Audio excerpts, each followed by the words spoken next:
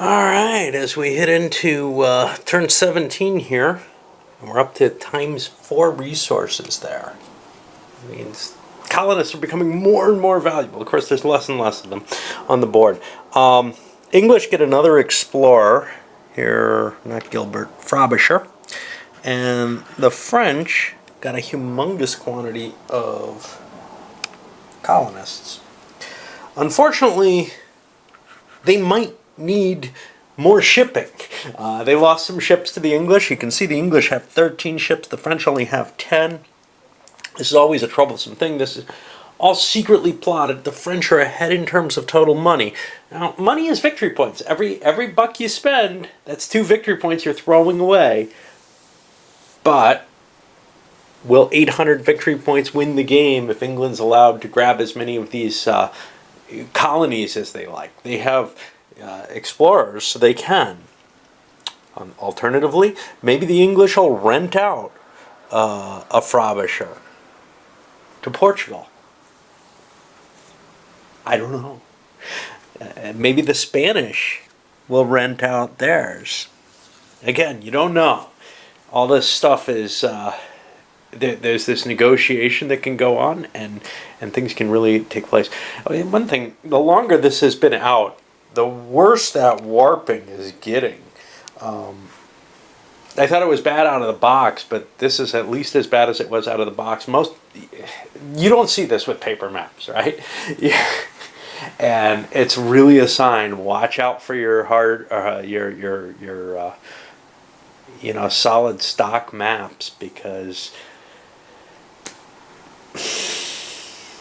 you've pretty much got to keep them under a pile of books all the time or something. I don't know. I have a very dry climate, obviously. That probably affects it, but it's very, very weird. Nothing but these old age single pieces have done this yet, but it's pretty damn annoying. Plotting is done. The French decide to slide down to Rio del Plata with a fairly limited force. They didn't invest a lot of their money. The English, on the other hand, went as big as they could. They threw everything in. They're down to 40 ducats. This huge stack here. They're not sending it under Drake. They could have gone with a smaller stack under Drake if they just want to knock out navies. But they need to get enough troops to scare this. They can't fight it right now. And their fear was, well, if the French, can upgrade that. Now, the French plan is a little twisted. They're planning on running down this way to get down to Rio del Plata.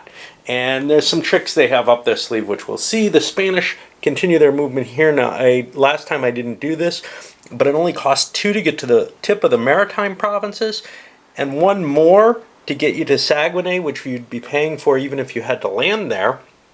So it's the cheaper way into the Hudson Bay, and indeed, with 2 more, they can get themselves back to maritime for the return trip if they so desire. So that I bought that. Portuguese had a few colonists. I forgot to roll for them again. They're collecting up some income. But see, the thing is, the only place they can really hit that's safe is this spot. This is the one place they could perhaps do a naval invasion on, but they know there's going to be navies floating around the Caribbean.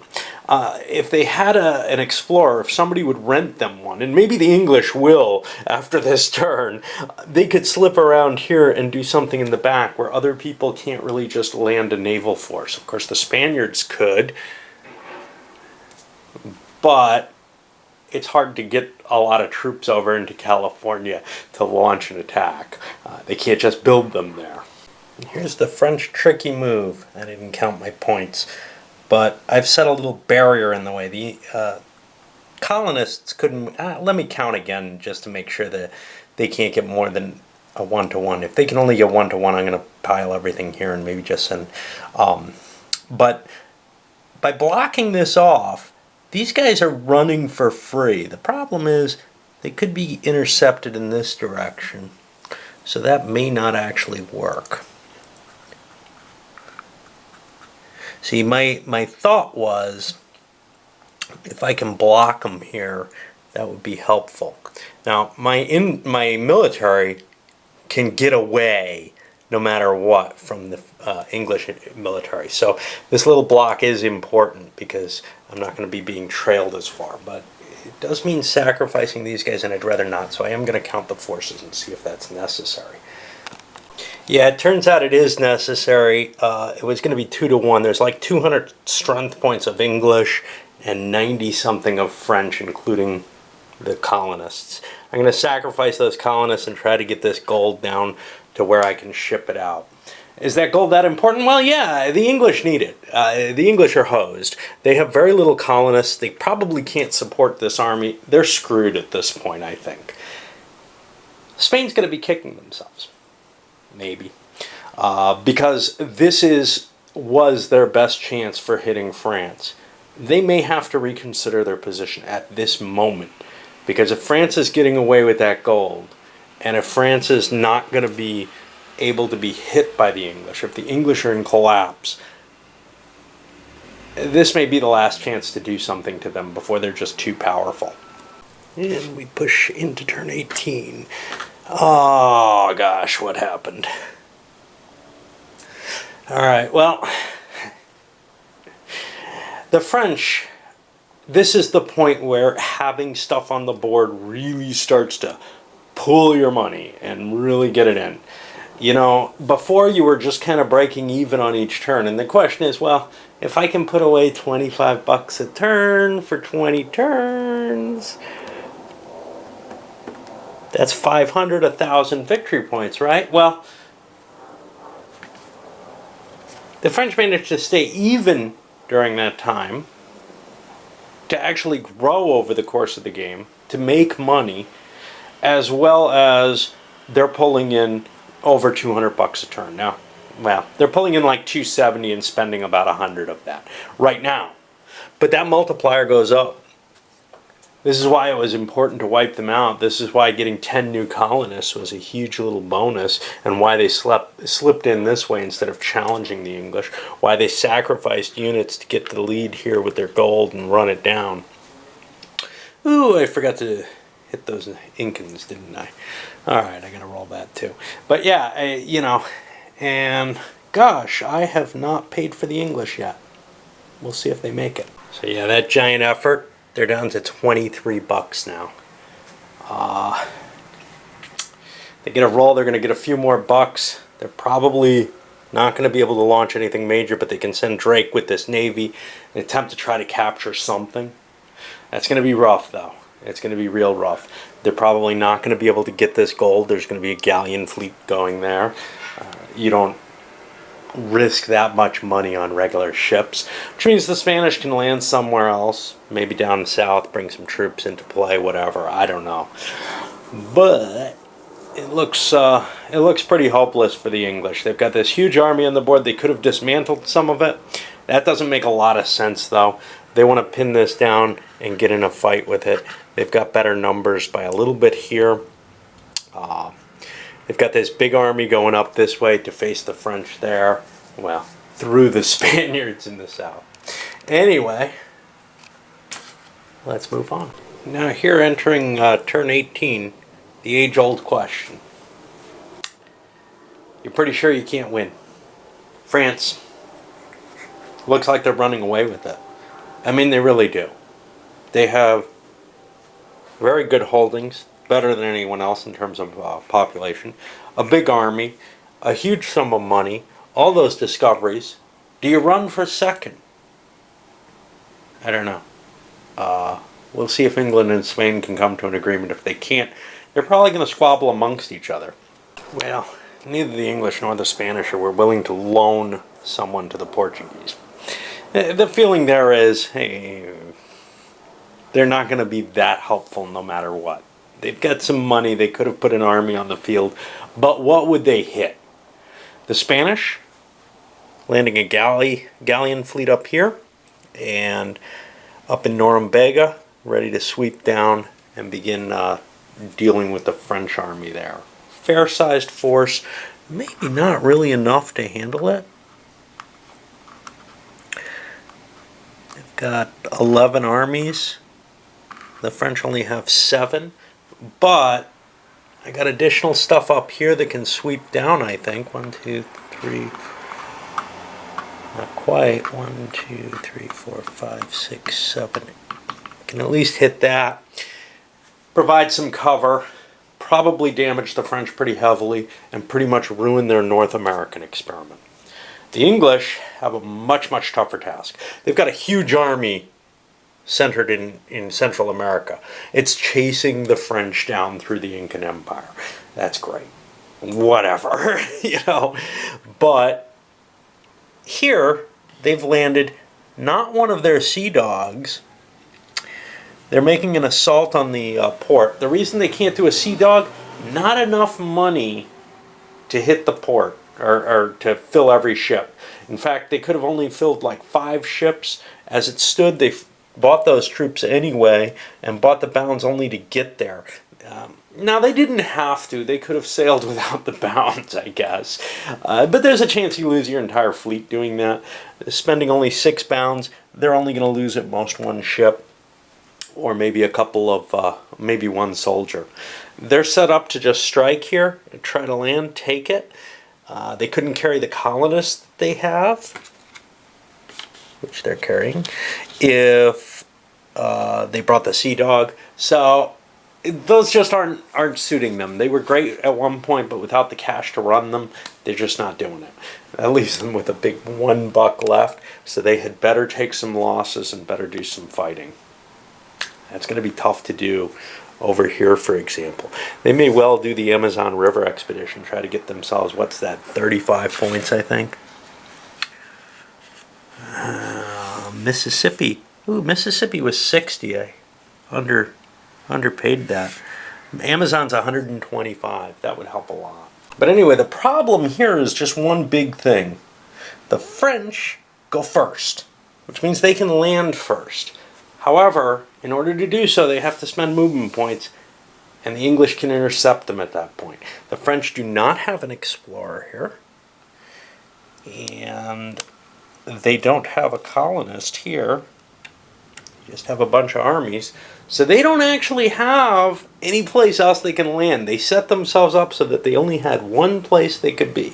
And because naval combat's not decisive, this was completely ineffectual. The English lost 1 ship, but even if they had succeeded as well as they could and had won this, it's a 1-to-1 naval combat, well, the best they could do is 2 to the French, and that still would not have prevented a reinforcement of this to the extent that a naval invasion can't be done. Of course, the English can land up here and conduct a battle, perhaps against the French forces here. The French outnumber them, though, and that's kind of problematic. The French involved themselves in a couple of attacks, at 2-to-1 against the English here, which actually only did a quarter damage, so there are still some English left. Not many.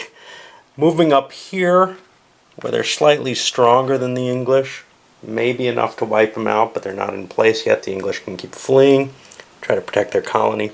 French charge down the Incan Empire, and we're going to have to worry a little bit about possible well, no, we're only on the 2 table there because we're on the ocean.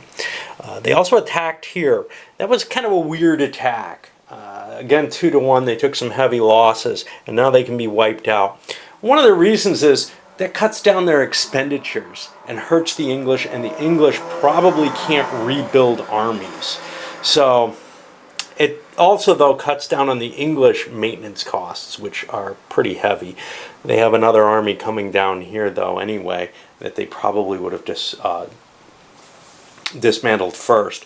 The Spaniards landing here, we haven't moved them yet, but the French ran away from them from the Great Lakes, went and wiped out their southern colony, and took that over instead.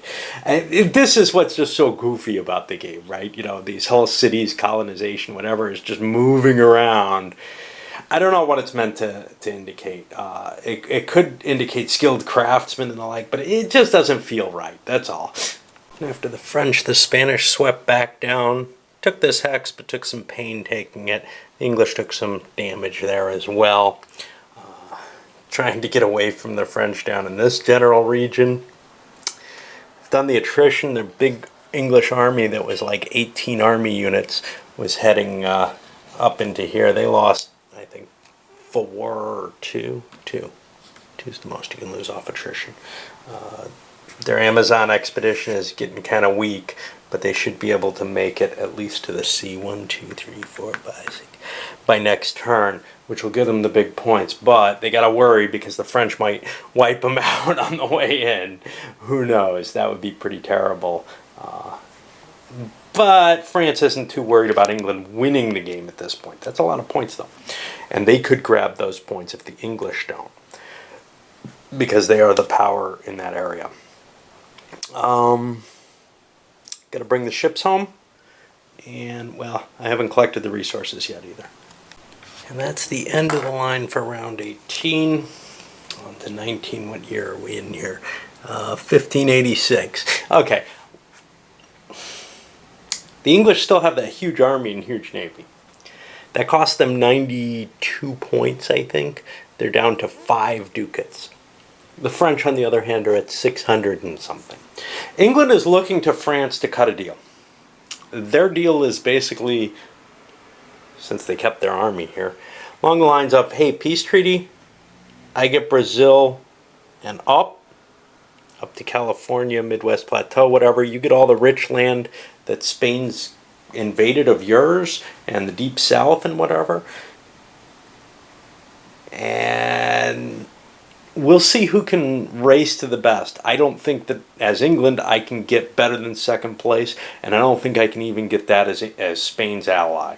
I think the only way I can get that is as France's ally. I don't know whether or not the French will take it. England's been really, really a dick all game long. We'll see. Alright, as we slip into turn 19, the French accept the English offer. In exchange, the English are going to give them an explorer. Oh, I haven't collected the English die roll yet. The English are going to give them an explorer so that the French can land somewhere. The only place they could land otherwise is Rio del Plata, which doesn't really help them right now. The Portuguese were considering an invasion of England, or English territory, because the English are very low on money. May not be able to do much. They also got a lot of colonists. They have more money than they expected. They got an affluent middle class along with all those colonists.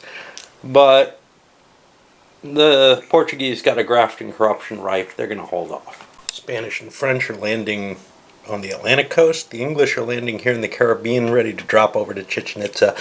Plan is get as many colonists into place to claim as much territory as they can. Still not sure when the French are going to do it, but they're pretty certain to stab the English. I don't think it's going to be this turn because there's a big English army sitting here that could be of use. But as long as the French have more troops, that English army better stay near the French, or else the French won't feel terribly frightened of what the English can do to them, their little territory here, whereas they can sweep into Brazil and take that. Well, the French keep their bargain, moving their gold into the Rio del Plata, withdrawing their army from Brazil. They're all down there. They're still wary and ready to attack, perhaps. And they waved over into the deep south and wiped out the Spanish there, but then the Spanish invasion swept down, and there's not a lot left of the French, and now the English are free to move. What do they want to do? This is a tough call. They probably want to dispatch some of their troops against the Spaniards, and some of them some of them over here against the Spaniards, just to keep something in the realm of the French to keep them honest, as well as to do some damage to the Spanish and look like they're actually keeping their part of the bargain, but also launch north towards California, which is pretty much undefended right now. Well, it is entirely undefended. And the English didn't feel like they could spare much, just 2 land detachment units there, ready to strike into California. And there's significant defenses there, but wiping that out, clearing it up, they've got something here so that they can start shipping colonists up to California. That may be a little bit too much of a stretch for them, but at least wiping the Spaniards out will help their cause greatly. They also struck in here. They're supposed to get out of the deep south before the end of the game, certainly. That's going to be French, but they wanted to help the French out to wipe that out. There's not a lot left of the Spaniards there. They're going to have to fall back to the East Coast area and to the north. The Spaniards may be giving up the board at this point, with the thought of, they can't face the two of them unless they get some kind of agreement from either France or England, and they don't trust England with shit. But France is pissed off at Spain.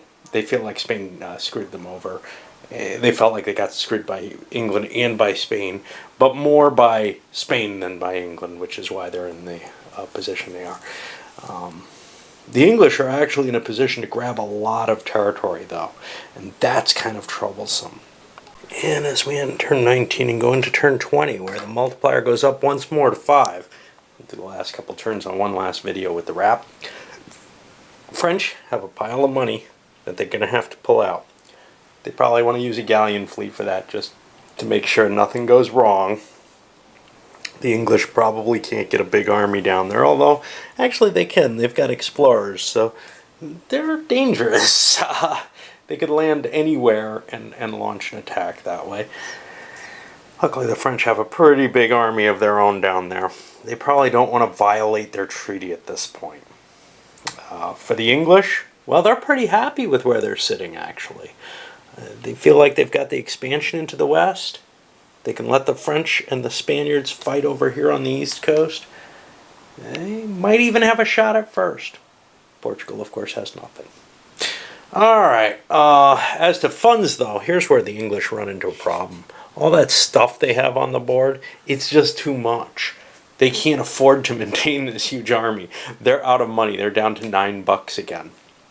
They launched another force into play. They really should have decreased the size of their army, but that's so dangerous. If they lower their guard at all, the more powerful, wealthier nations, which can sustain the armies that they've got on the board, and that includes even Spain. Even Spain is coming out ahead. Of course, they don't have that big an army. They only have 8 units. England has the biggest army on the board. That's what they have to use to try to get their victory points here. They're barely scraping through right now. All right, let's load her up.